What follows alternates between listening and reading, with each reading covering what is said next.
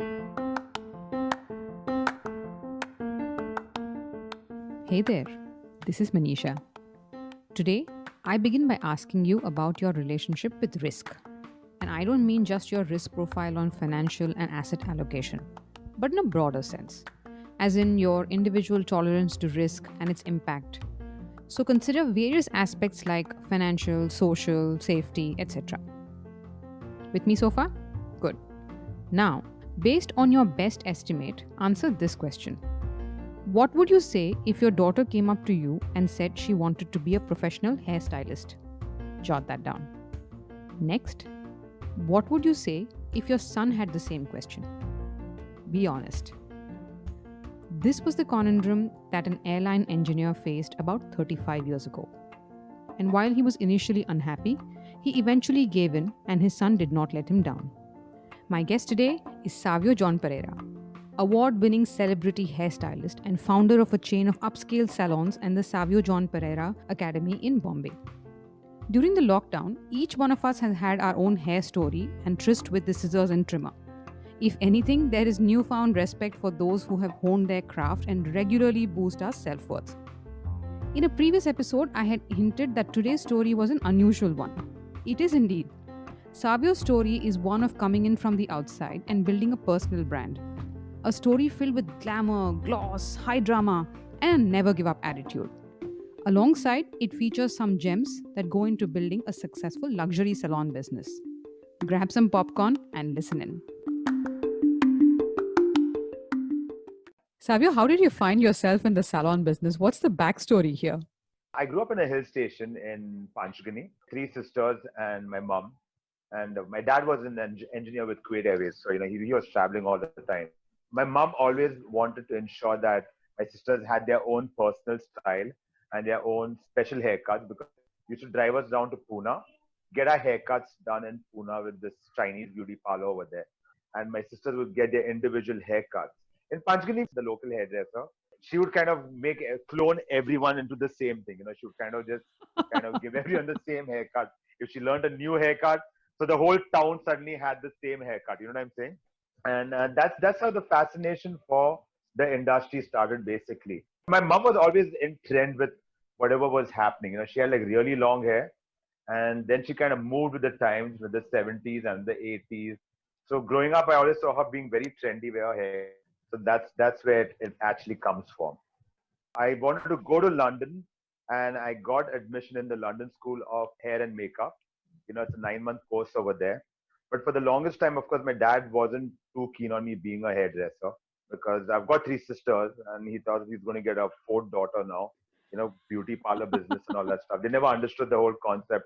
Because he never agreed to me becoming a hairdresser, I joined the Taj. I worked there as a waiter at the Zodiac Grill. Decided to make money, go on the ship, eventually collect money on the ship and go do my course in London. I knew where I wanted to do my course at that point. I think by the time my dad accepted the fact, he passed away. Then I was stuck in India. I just kind of got into a depression, started DJing at that time.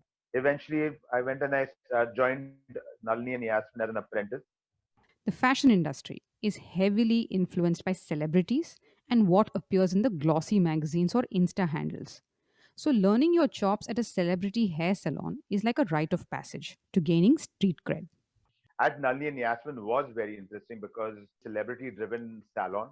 At that point, you had every possible celebrity coming in, getting their hair done. It was a time of the scrunch, big, curly, wavy hair and all that stuff. You had all these movie stars coming to get their color done. And my break came in with Rageshwari, the singer Rageshwari. So she had like really long hair and she cut her hair short. The Bombay Times ran a story saying this young hairdresser from Nalini and Yasmin, gave Rageshwari a makeover. That was the beginning of being in touch with celebrities. It's interesting, a young girl who used to come to me and get a blow dry done. She'd be like, oh, Sav, I'm going to be taking part in Miss India. She said, I'm going to win Miss India. And I'm like, yeah, I'm going to win the All India hairdressing competition, which I did win. She did become Miss India. And then, of course, she said, I'm going to become Miss World as well. And she did become Miss World. And that was Priyanka Chopra. So that was where a new friendship kind of developed, gave me a platform and the confidence to kind of deal with the other celebrities who came into the salon at that point. So I would assist my seniors to do colors. So that's when I kind of got in competition hair, taking part in competition. So I won my first color competition when I was 9 months into hairdressing. That was with Schwarzkopf. And then I won a competition with L'Oreal. Those awards on my counter kind of made a big difference. And then I started styling for Bollywood stars. And of course, one big makeover at that point was Shilpa Shetty. So she used to have, curly big hair, if you remember. And it was Mhm. like bleached on the ends and all that stuff. And I darkened her hair out and I put some red highlights for her, straightened her hair out for her. And yeah, that was a new look. So if you look at her movies where the makeover and the transition happens, that's all my work. And that got noticed. And then started working with a lot of other actresses. And that's where the whole journey of hairdressers kind of dealing with all these superstars came in. They started respecting us a little bit more, I think, after that. One incident, something which I'd spoken to you a long time back was about why my clients were always important to me than the celebrities. So those the celebrities kind of added that glamour quotient, but your clients who come to you and who come to get their hair done with you and who make appointments with me. And trust me, by the end of 99, I had like 1 month waiting period, which kind of continued till 2003. My first drama that I created with a celebrity and which I think my clients loved me for was with Kareena Kapoor. So she had come in with her mom, and then it was a busy salon, and she's like, no, you do my hair now. And I'm like, I can't do your hair now, Kareena, because I've got people waiting over there. And my clients are watching. So think of it if you were sitting over there in the reception or on the waiting area and you're waiting for staff, your haircut's going to be next. And then you have this movie star walks in to say, oh, you know what? So you got to do my hair now. I said, dude, I can't do your hair now. So Auntie Nalini, I'm never going to cut my hair with him again, and I won't come back over here again. And my boss kind of fired me. So I went to Auntie Babita. I said, Auntie Babita, please, you understand, all these people are waiting for me for such a long time. They made appointments so long back. And I think all the women sitting over there waiting for me had a newfound respect, and he gave us preference over that. Yeah, changed a lot of things. I had Vijay Malia who came in into a busy salon, but of course, he had an appointment which was like 5 hours prior, but he came 5 hours late. But he still sat down there, waited for about an hour and a half on the backwash. Again, I found some newfound respect over there as well. But that's been an important aspect, Manisha, because end of the days, I deal with a lot of women like you, dynamic, cool, and you'll respect time. Then I don't think anyone else should kind of come and pry into that space. And I think by 2010 or 11, I kind of decided I was kind of done. I wanted to be Savio John Pereira.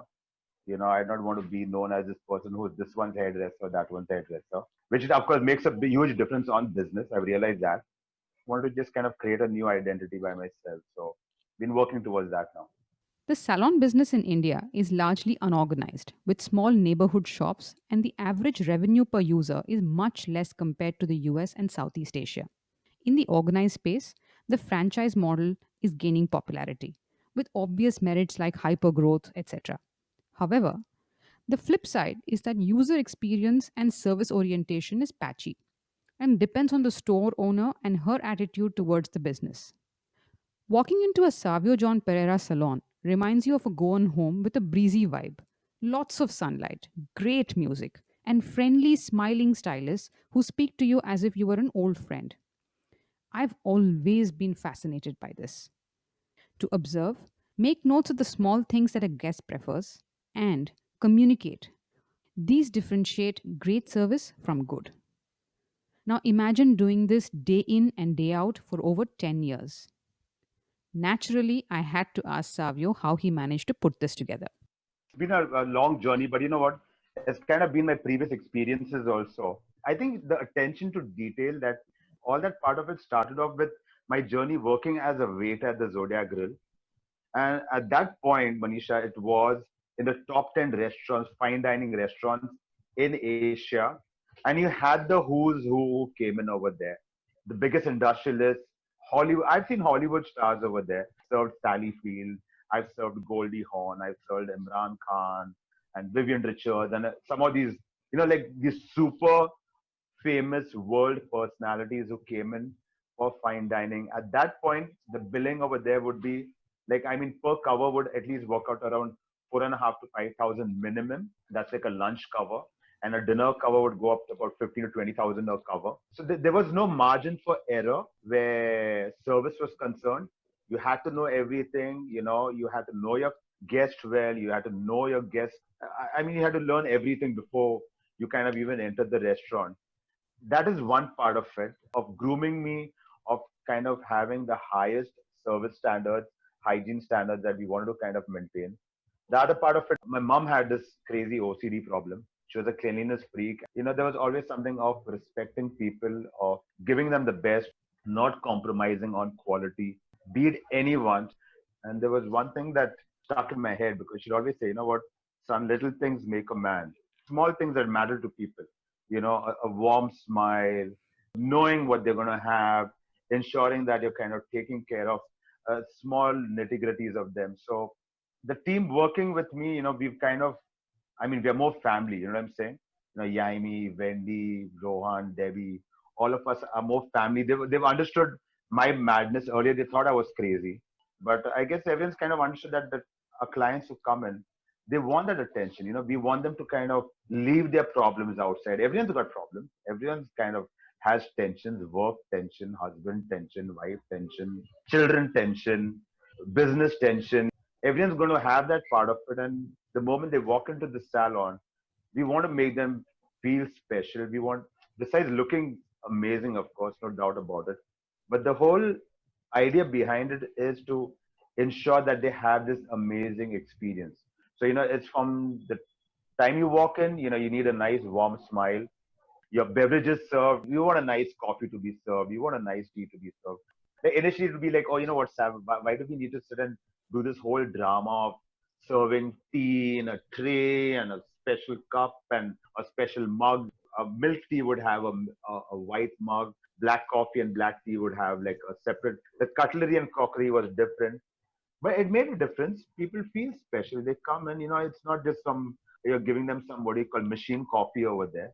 They've come for an experience. They've come to spend the day, the next 1, 2, 3 hours.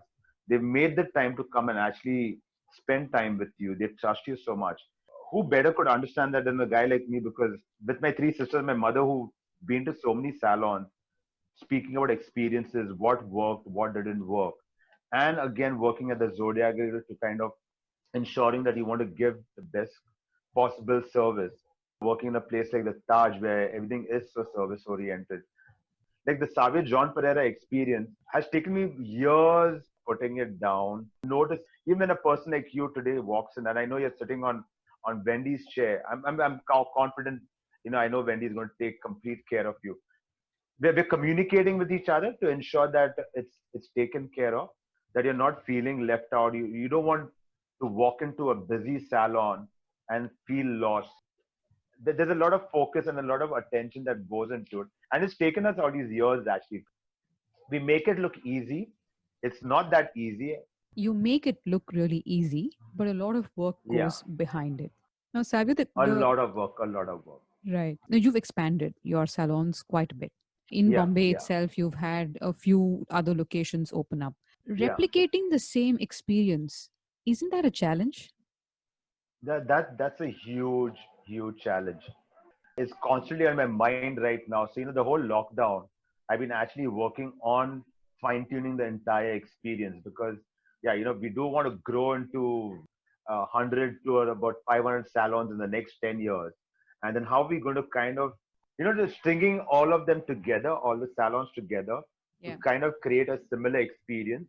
And I think I've worked on a certain formula, which I know is going to work out, but it's just a matter of time before I implement it actually. But otherwise, you know what? It's constant training. It's right now kind of simplifying the standard operating procedure. It's about making it less complicated. I think when I started off with the team, with Yaimi and Wendy and Rohan and, a couple of them, I was a little bit more complicated. I myself was learning on the job, you know what I'm saying? Of creating the experience. So we were all working towards creating the experience. The challenge was that I still needed a Yaimi to be individual and be an artist on the floor. I needed Wendy to be an individual and be an artist on the floor. And I needed that out of Rohan as well. And there was the common thread of all of us was of kind of creating the service structure, the oneness of how we were taking care of people, the oneness of what people were expecting. Those are SOPs or those are operating procedures, Manisha, which earlier I thought it was going to be like an ABCD kind of a thing, and Mm-hmm. it would just happen. No, but that's not going to happen. That needed a lot more detailing from my side to ensure that now when it goes to salon A, salon B, salon C, there is this uniqueness that is what we call the Savio John Ferreira experience, which has to be documented, which has to be simplified. How are people going to understand it a lot more easier? What is important and what is not? There are some things at a point when we think of it, everything is important, which is a fact. But then how do you prioritize each one of them? How do you make every person who walks into your salon feel like a celebrity, feel Yep. like the most important person, feel like you're the only person I'm kind of totally focused on. Yeah. And it's a challenge, but there is a formula to it. Mm-hmm. But I guess it's taken me 10 years working solo and then 10 years working along with a team. And I mean, with God's grace, they've not left me so far. So, maybe Awesome. something right, something good I'm doing.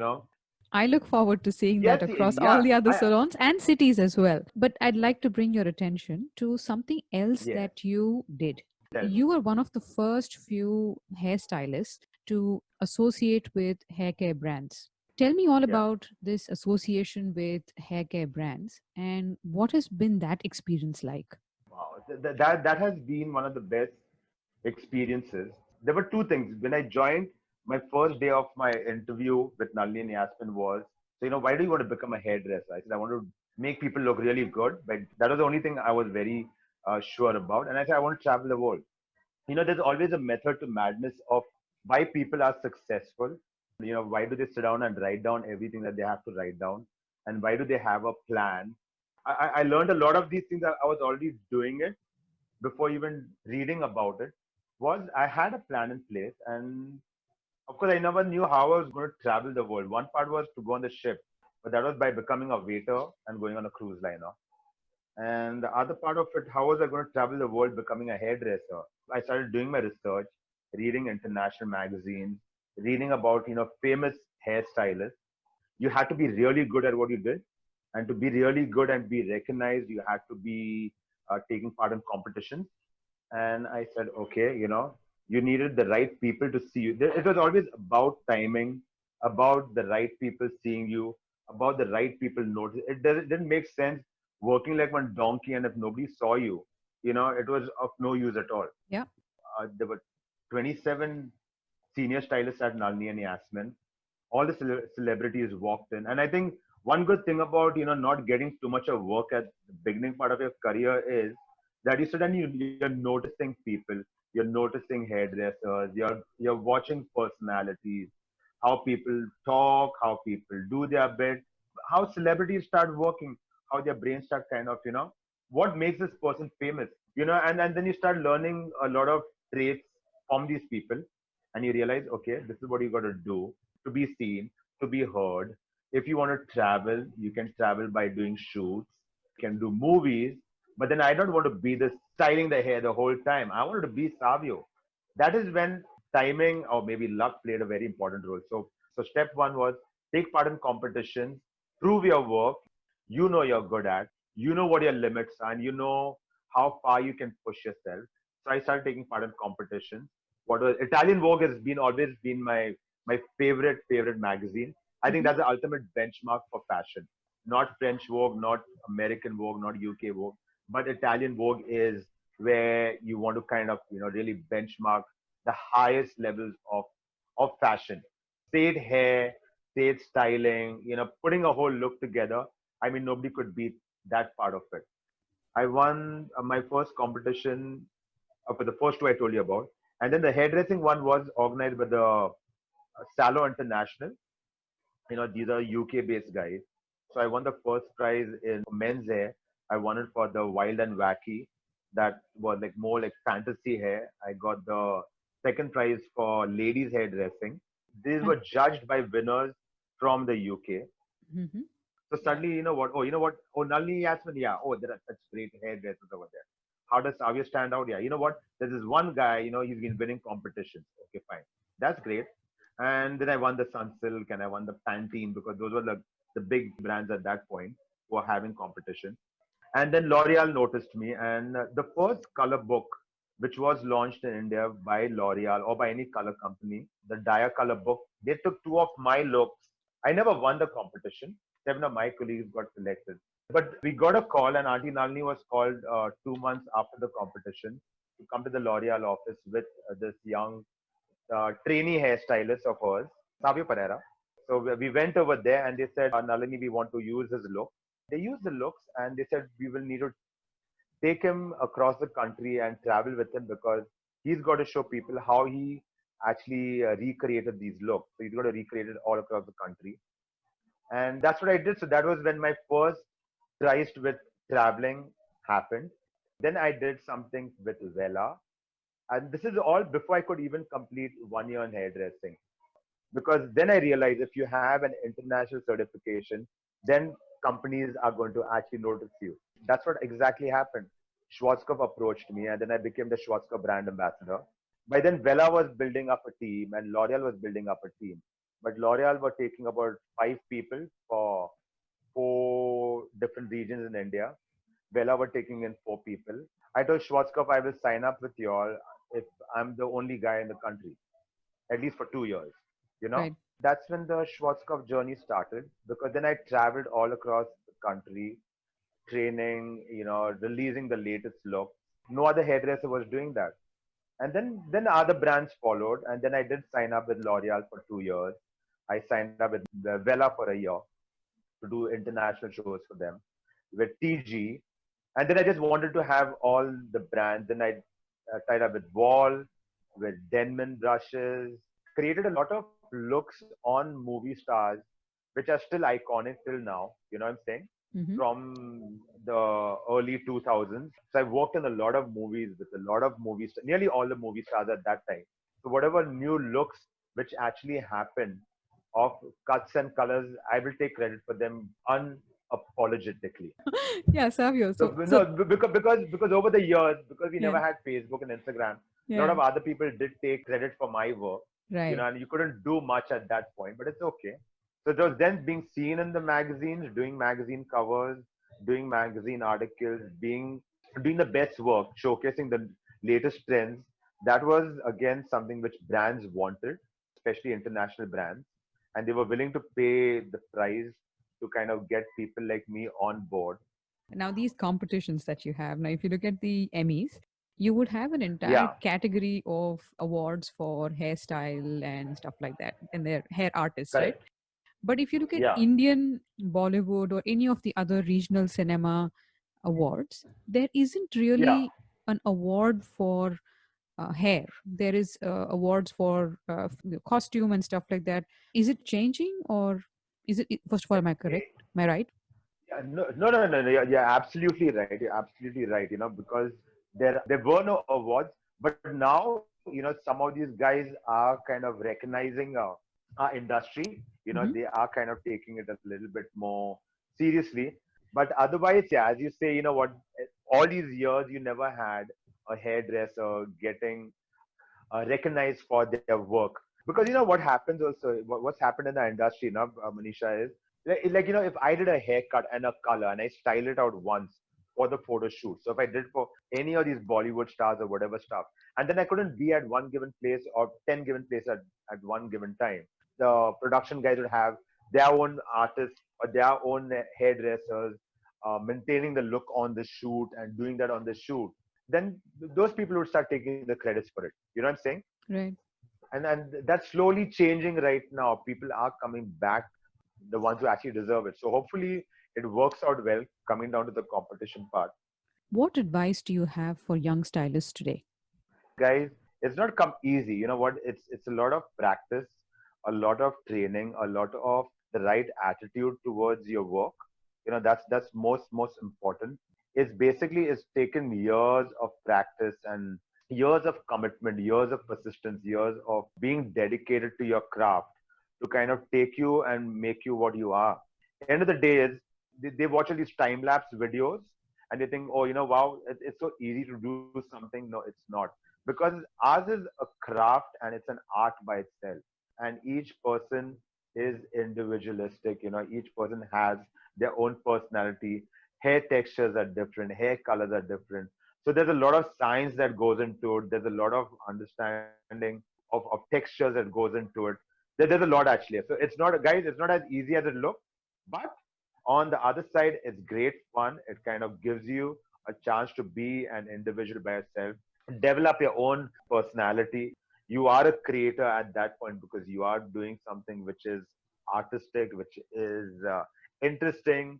It's not a run of the mill kind of profession. Yeah, but it does require discipline. So if people think it doesn't require discipline, yes, it does require discipline. Yes, you need to be on time. Yes, you need to be focused. So all those things come into play. But it's great fun, different.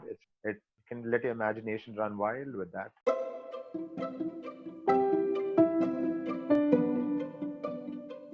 The devil is often in the details. And Savio's story is testament to one of coming in from the outside, picking up skills on the job, and never losing sight of goals. Sometimes the road to the destination is not obvious, it's circuitous. But with deep observation, thinking ahead, staying visible, and paying attention to the little things, you can forge ahead. With that, season 3 comes to an end. Thank you for your love and feedback. It has helped improve the show and bring to you exciting stories. Season 4 has an amazing line of guests working towards a higher purpose and making a dent in the community around us. I'll see you in about 3 weeks, on Thursday, the 29th of October. If you haven't already caught up on all the episodes, I invite you to do so. There are now some 25 odd episodes in the library. And yes, do share and spread the word. You can reach me on LinkedIn or drop in a voice note with your feedback. Until then, stay well.